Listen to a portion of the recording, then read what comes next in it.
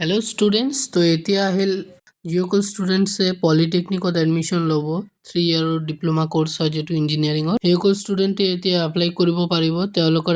Apply কৰাৰ বাবে official notification আহি গৈছে তো নটিছটোত কি আছে আহা চাও তো ফাৰ্ষ্ট কথাটো আছে online applications are invited from the candidate who are permanent residents of Assam for registration for admission into 3-year diploma in engineering and technology course in state government polytechnic of Assam তো কোর্সটো join হ'বলৈ মানে admission বা registration কৰিবলৈ তোমালোকৰ কাহত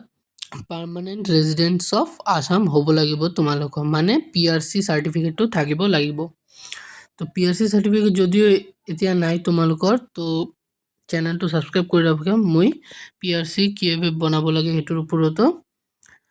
video বনাম বৰ্তমান হেতু under maintenance আছে সার্ভিসটো কিন্তু যেতিয়া খুলিব মই লগে লগে আপডেটটো দি দিম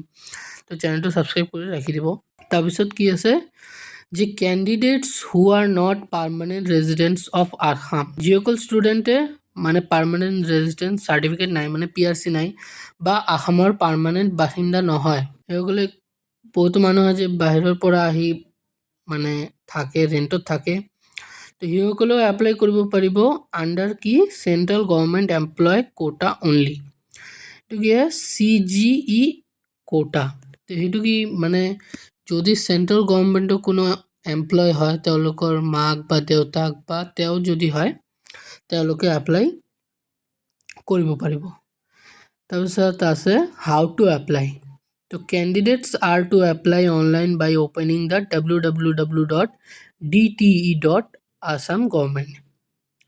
তো কিদৰে কৰিব পাৰিব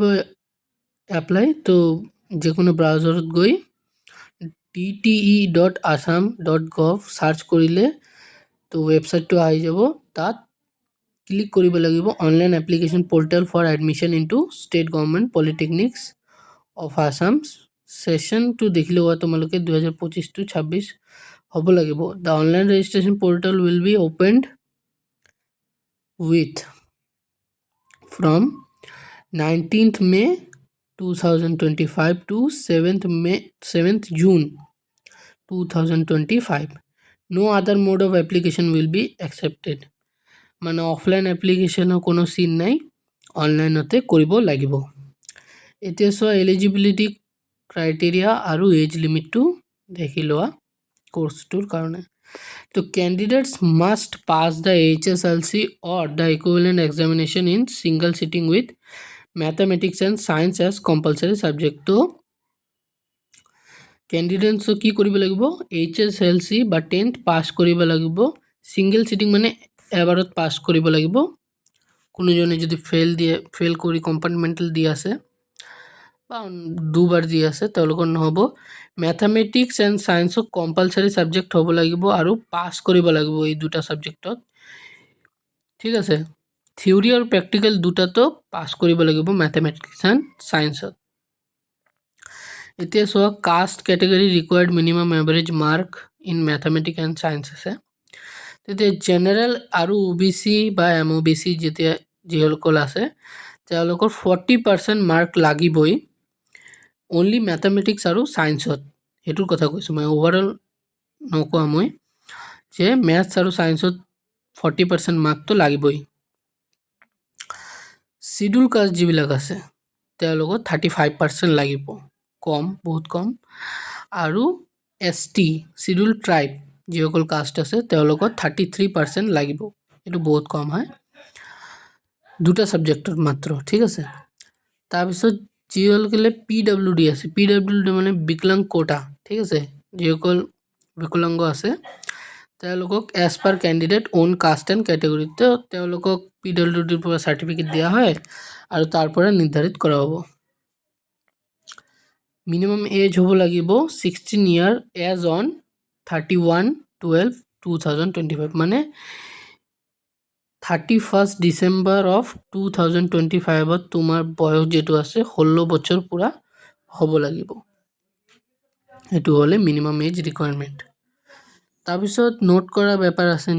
এক নম্বৰ আছে candidate are requested to read the instruction carefully in the information সেইটো কোনো কামৰ নাই। 2 নম্বৰটোত যোৱা মই In case of difficulty for applying online, candidate may take help assistance from their nearest polytechnic institute under direction and technical মানে অনলাইনত যদি apply কৰাতে কোনো কষ্ট হয় বা দিগদাৰি হয় তেনেহ'লে নিয়াৰ যেটো পলিটেকনিক ইনষ্টিটিউট বা কলেজ আছে তাত তুমি গৈ এপ্লাই কৰিব পাৰিবা বা হেল্প ল'ব পাৰিবা। তাৰ কোনো কাৰণ নাই, মই ভিডিঅ' দি দিম, তোমালোকে জাষ্ট খালি ছাবস্ক্ৰাইব কৰি ৰাখিবা, মই লগে লগে ভিডিঅ' দি দিম। তাৰপিছত আছে এপ্লিকেশ্যন ফি কিমান হ'ব? For the counseling and admission process for admission into the State Government Polytechnic of Assam, an application fee is 300 rupees লাগিব plus bank charges as applicable. তো 300 লাগিব ফৰ্ম ফিল আপৰ বাবে আৰু বেংক চাৰ্জেছ এপ্লাই হ'ব, মানে লাগি যাব তোমাৰ বেংক চাৰ্জেছ যিমান লয় বেংকৰ ওপৰত নিৰ্ভৰ কৰে। এটা is to be paid using payment link, মানে পেমেণ্ট একটা লিংক দিয়া হ'ব যেতিয়া তুমি এডমিশ্যন কৰিবা। মই ভিডিঅ' দি দিম, চিন্তা কৰিব নালাগে, সকলো ডিটেইল দেখাই দিম মই। এতিয়া চোৱা ডেটটো দি আছে, ইম্পৰ্টেণ্ট ডেট। তো online form fill up start হ'ব 19th of May 2025 পৰা ষ্টাৰ্ট হৈ যাব। আৰু online form fill up close কেতিয়া হ'ব? 7 জুনত ক্লোজ হৈ যাব। আৰু মেৰিট লিষ্ট কেতিয়া ওলাব? মানে 7 জুনৰ 2-3 দিন পাছত তেওঁলোকে অফিচিয়েল ন'টিচ এনাউন্স কৰি দিব, তাৰপিছত মেৰিট লিষ্টটো ওলাই দিব। এতিয়া নোট কৰা কথাটো আছে, কেণ্ডিডেট 1 নম্বৰ যে আছে, candidate will not be permitted to take admission without permanent residence certificate PRC। এইবিলাক ইম্পৰ্টেণ্ট ডকুমেণ্ট লাগিবই। PRC লাগিব যদি অসমৰ বাসিন্দা হয়, তোমালোকে অসমত থাকা PRC লাগিব। 2 নম্বৰ কাষ্ট চাৰ্টিফিকেট লাগিব। তাৰপিছত যদি OBC বা MOBC হয় তোমালোকে, তেনেহ'লে নন ক্ৰিমি লেয়াৰ চাৰ্টিফিকেট লাগিব, NCL চাৰ্টিফিকেট, ঠিক আছে। সেইটোৰ ওপৰত মই এটা ভিডিঅ' দি দিম যদি লাগে। বেছিভাগ কলেজে মানে এপ্লাই কৰোঁতে নালাগে যদি কাষ্ট চাৰ্টিফিকেট থাকে, তবুও OBC আৰু MOBCৰ জন্য নন ক্ৰিমি লেয়াৰ চাৰ্টিফিকেট লাগিব, সেইটো মই ভিডিঅ' দি দিম। আচ্ছা, যিলোকে ভ্যালিড EWS চাৰ্টিফিকেট লাগিব, যেনে জেনেৰেল কাষ্ট আছে কিন্তু কম মানে আৰ্থিক আয়, তেওঁলোকৰ বাবে EWS চাৰ্টিফিকেট লাগিব valid. Therefore, the candidate are requested to keep the PRC and above mentioned document ready well in advance